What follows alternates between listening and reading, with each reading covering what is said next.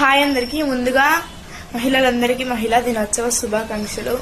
మా అమ్మకి మహిళా దినోత్సవం గురించి ఏ ఒపీనియన్ ఉందనేసి తెలుసుకుందాం.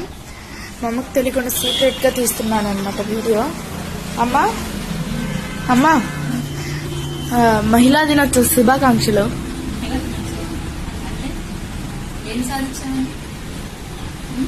గాంధీ గారు అర్ధరాత్రి 12 గంటలకు ఆడది బయట తిరిగితేనే స్వతంత్ర దినోత్సవం అంటారు.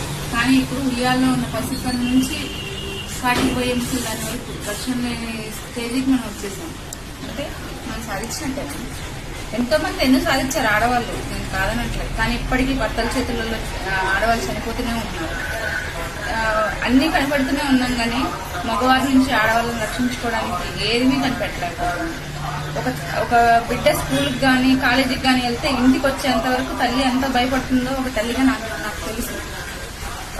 ప్రతి ఆడబిడ్డ ధైర్యంగా ముందడుగు వేసి బయటికి వెళ్ళి సాధించినప్పుడు అప్పుడు నిజంగా చెప్తుంది హ్యాపీ న్యూస్.